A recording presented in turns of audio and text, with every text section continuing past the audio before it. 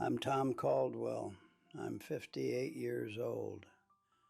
I've spent the last 30 years in a prison cell for killing a man with one punch. And now that I'm out, I don't recognize the world anymore. I'm recording this from a rented room in a halfway house in Pueblo. This is my hometown, but it feels like a foreign country. The freedom I dreamed of for 3 decades. It feels like a different kind of cell. Let me tell you what happened. Honestly, it's hard to know where to start. I guess with the person I was before the walls closed in. Back in 1995, I was 28, a furnace helper at the Bessemer Mill. My hands were always stained. My clothes always smelled of heat and metal. I was divorced, trying to be a father to my 2 kids from a distance that just kept getting wider. My brother David, he was my only real anchor. And I felt trapped by the job, by the debt, by this heavy feeling that my best years were already behind me, burning up in that mill. I was resigned to it, That's just how life was. That feeling of being cornered. It was a slow burn. But on one particular night, everything simmering inside me reached a boiling point. It was a Friday night in September. I just finished a double shift. The furnace heat was baked into my skin. My muscles were tight wires. I was tired, but too wound up to go home to an empty apartment. My ex-wife had the kids that weekend. I felt unmoored. So I stopped at a bar. Not my usual spot. Someplace off the main drag, where I thought I could just be invisible for an hour. I was wired, jittery. I thought I was just going to have a beer and let the noise drown out my thoughts. I had no idea I was walking into the moment that would erase me. I had 2 beers, just stewing. The bar was loud. Then I got into it with another guy, Mike. It was about nothing. A pool table being open, the jukebox selection, something that trivial. Words were exchanged. Stupid, chest-puffing nonsense. I should have walked away. I've replayed this a million times. I should have just turned around, paid my tab, and left. But I didn't. My pride, my frustration, all of it got hooked on this stranger's sneer. I was agitated, really worked up, and it followed me out the door. He followed me out the door, into the parking lot, under a buzzing streetlight. The night air didn't cool me down. He was in my face, shouting. The streetlight was this sickly yellow, buzzing like an angry insect. I could smell his cheap cologne. My fist was already clenched from a long day of work, from a lifetime of feeling like I had to fight for every damn thing. I didn't think. I just saw red. A complete, total wall of red. I was consumed by it. And then my body moved before my mind could catch up. One motion, one impact. I swung. One time. My knuckles connected with his jaw. He went down. Not like in the movies. It was a heavy, graceless drop. And his head, it hit the concrete curb with a sound. A terrible, final, wet crack. I'll hear that sound on my deathbed. The buzzing light, the smell of the cologne, and that sound. In that instant, the world went dead silent. I was horrified. I stood there frozen. The red was gone, replaced by a cold so deep it felt like my bones were turning to ice. Then the siren started, far away at first, then right on top of me. The next morning, I was in a holding cell. The cold of the metal bench seeped up through me. That's when the flat, hard truth landed. The cop had said it, but now I felt it. He's dead. You killed him. Mike is dead. My kids were waking up. Sarah would have been 7, my boy 9. Their dad was a murderer. My old life wasn't on pause, it was deleted. That metal bench was the first piece of a cell that would surround me for 30 years. I was numb, just completely numb. The trial was a blur, but one face stands out clear as day. My brother David's. He sat in that courtroom.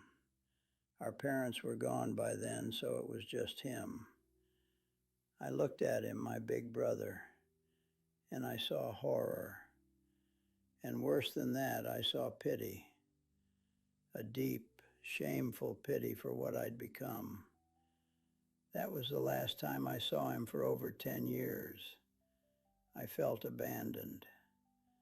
The letters from my daughter Sarah, they were my lifeline for a while.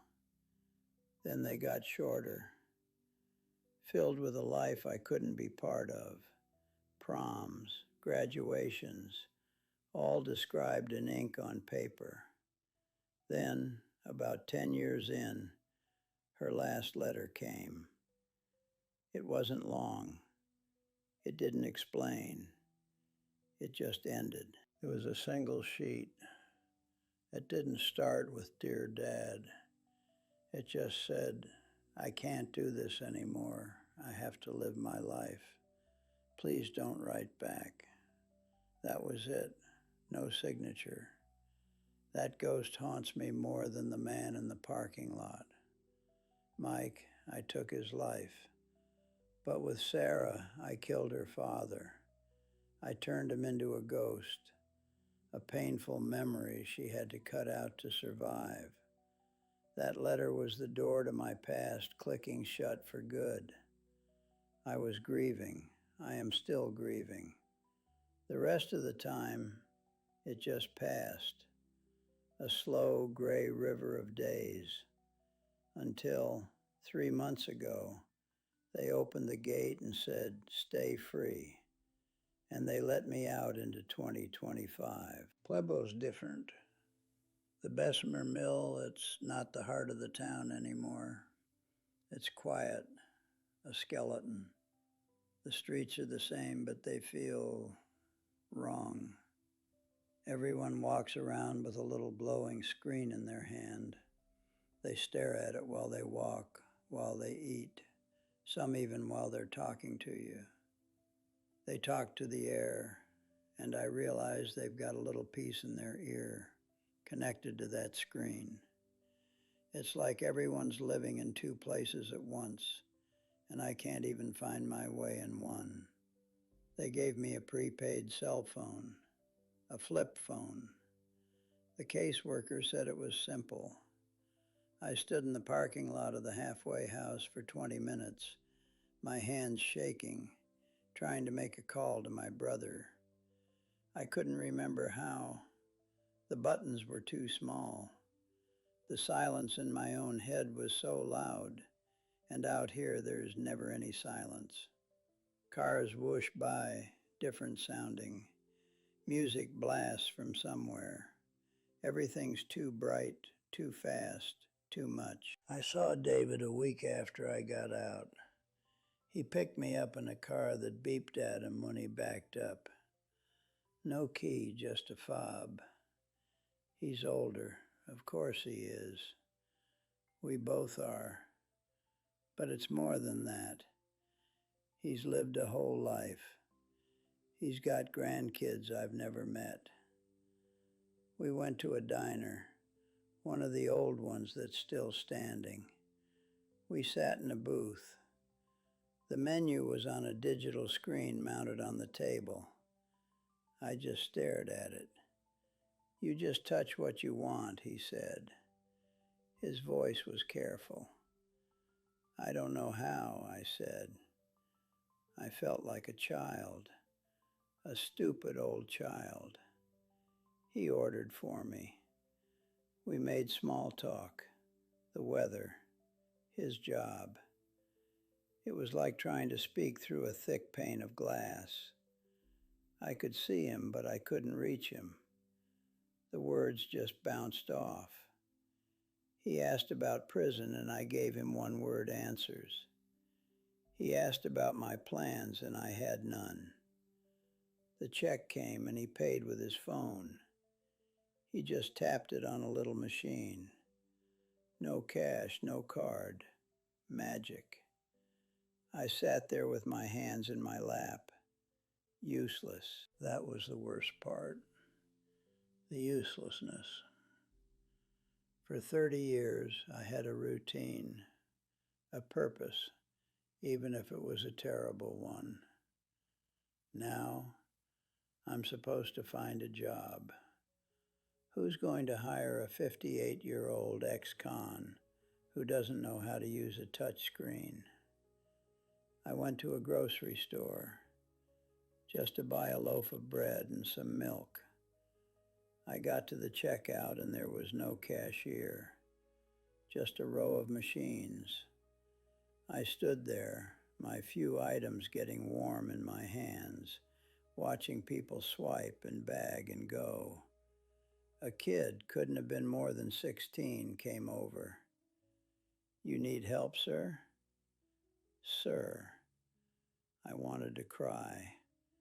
I just nodded. He took my bread, scanned it, pointed to the screen.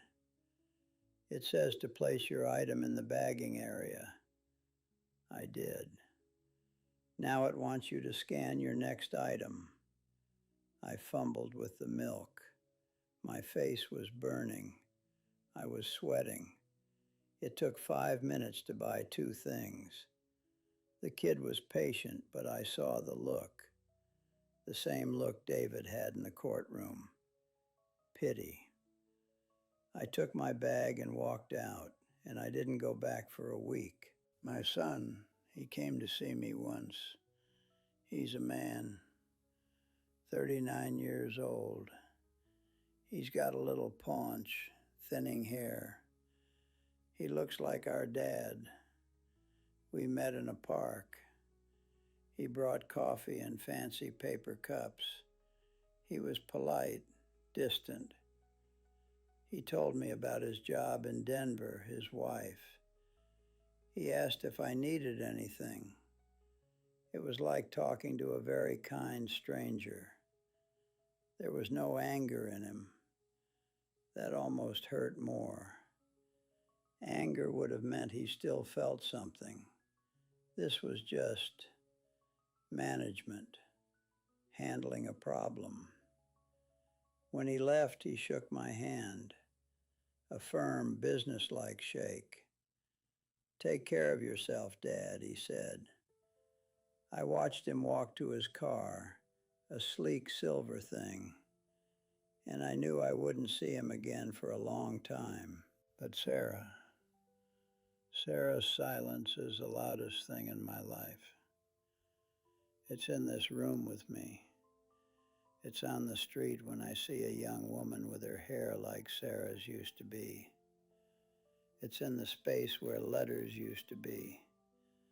I found her online. The caseworker showed me how to use the computer in the library. I typed her name, and there she was.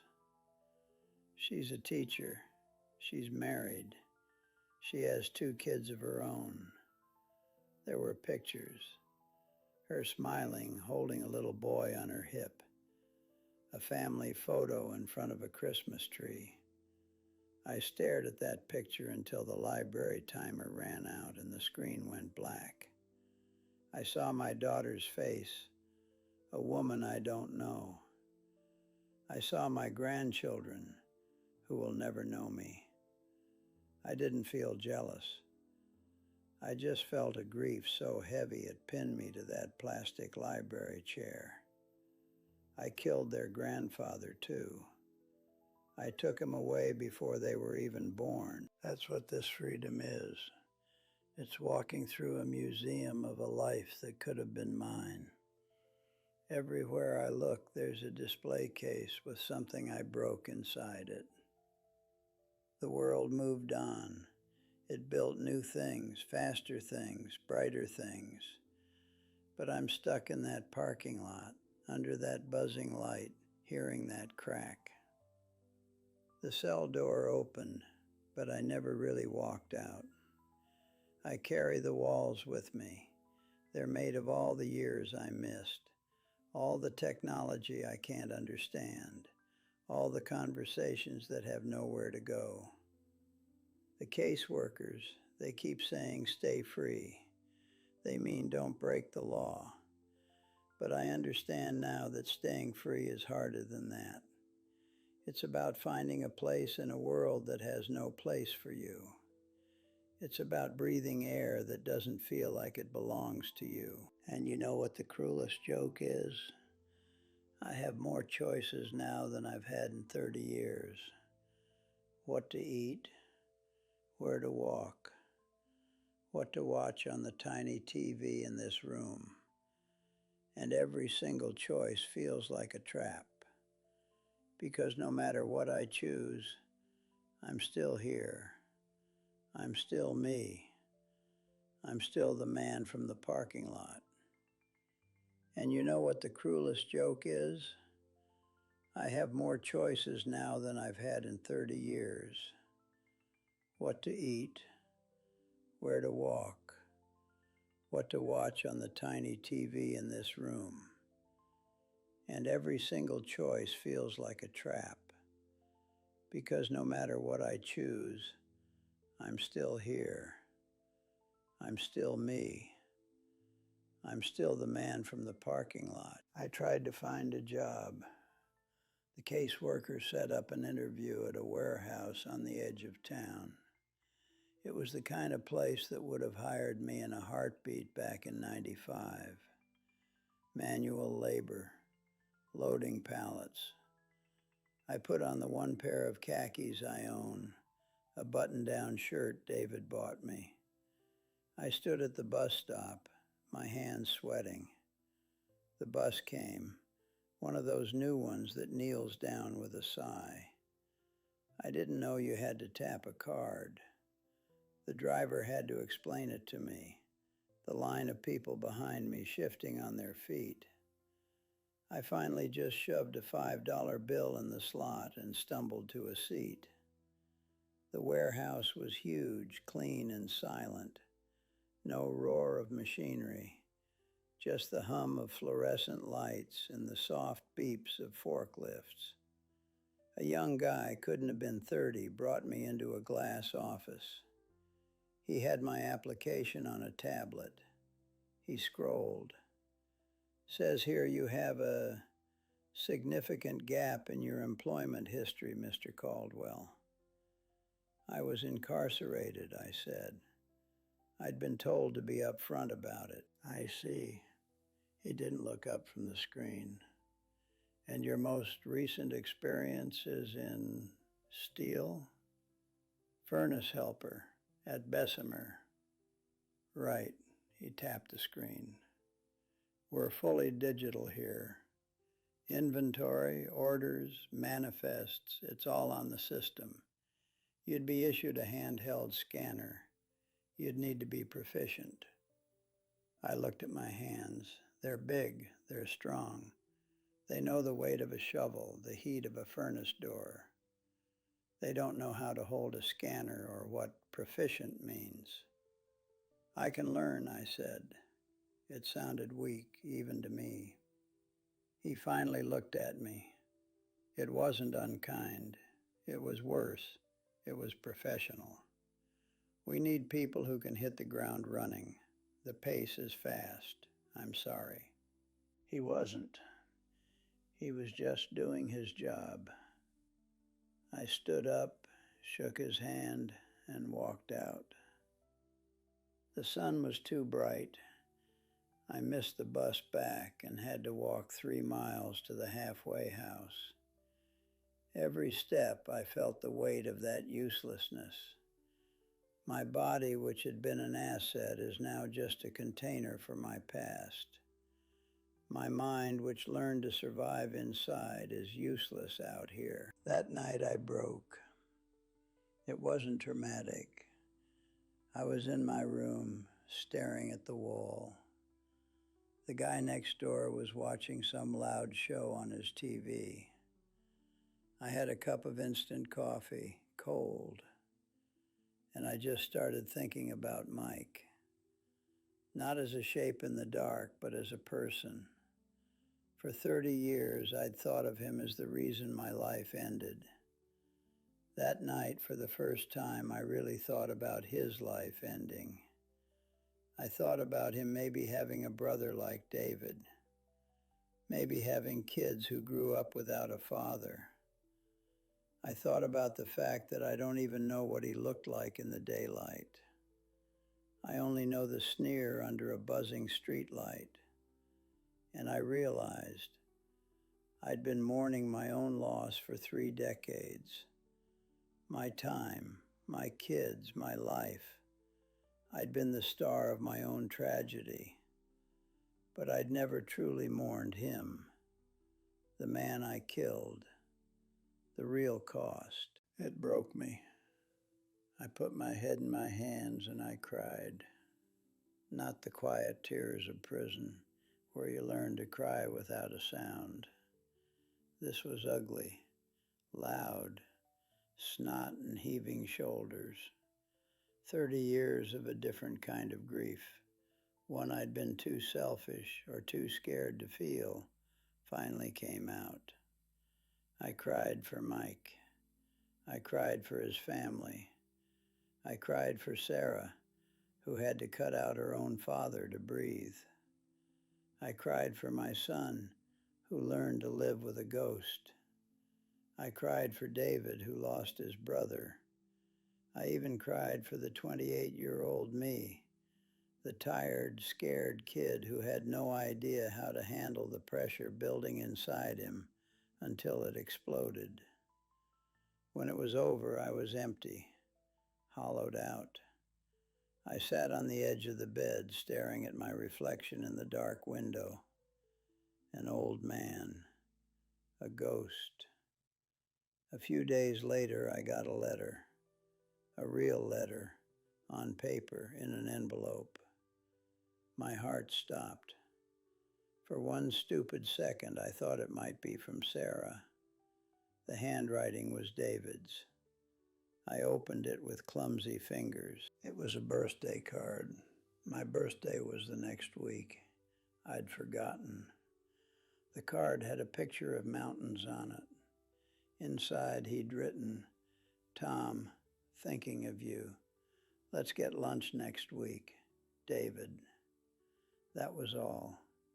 But underneath his signature, there was another note, in different handwriting, smaller, neater. It said, "Uncle Tom, Grandpa David talks about you sometimes. I hope I can meet you. Love, Chloe." Chloe, his granddaughter. 8 years old, he'd told me. I read those words over and over. I hope I can meet you. This little girl, who owed me nothing, who only knew me as a story, was offering a connection. She wasn't afraid of the ghost.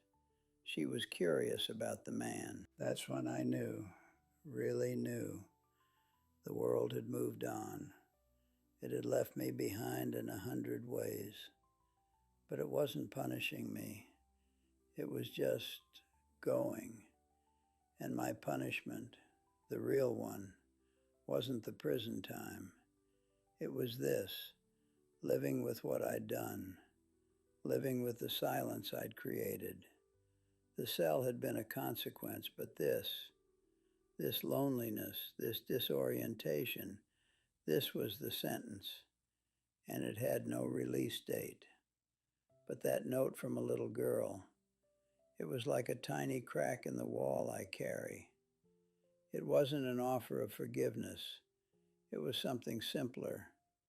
an offer of a beginning, a chance to be someone new, not the man I was, not the inmate I became, but maybe just Tom, an uncle, a man who buys lunch. I can't go back.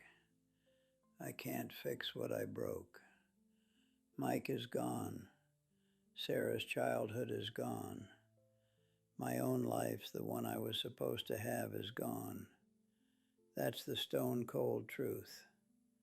But sitting there holding that card, I understood something else too. The anger that night, the rage that cost me everything. It came from a place that thought I had nothing left to lose. But I did. I had so much. I just couldn't see it through the heat. Now I have almost nothing. A room, a brother who tries, a niece who doesn't know the monster in the story, and this crushing understanding of the cost. That's the heart of it. That's the bottom. I traded a lifetime of somethings for 1 second of nothing. And the world I lost, it's not coming back. This new, strange, buzzing world is the only one I've got. This new, strange, buzzing world is the only one I've got. And I have to find a way to live in it. Not as the man I was or the inmate I became, but as whoever's left. That's the work. That's the real sentence. Here's what I understand now, sitting in this quiet room.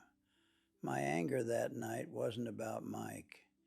It was about everything else, the fear of failing my family, the shame of the divorce, the bone-deep exhaustion from a life that felt like it was grinding me down to nothing. I felt trapped, and I didn't know how to get out. So when he got in my face, he became the door. I thought if I could just smash through that one thing, that one moment of disrespect, I'd feel powerful again. I'd feel in control. But all I did was prove how little control I ever had. I used his face as a target for all my own pain, and I destroyed 2 lives with one swing. His ended. Mine, it just changed shape into something I never wanted. Freedom. For 30 years, I thought it was a place, a gate, a street, a sky without razor wire. But it's not. It's the accumulation of all the small, ordinary choices you get to make.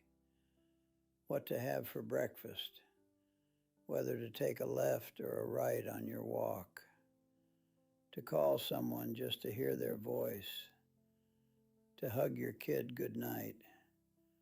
I traded 30 years of those choices, thousands of them, millions, for 1 second of blind rage. I traded my daughter's laughter at the dinner table for the echo of that crack in the parking lot. I traded teaching my son how to shave for learning how to avoid a shiv in the shower. I thought I was fighting for my dignity in that moment. But dignity isn't something you win with your fists.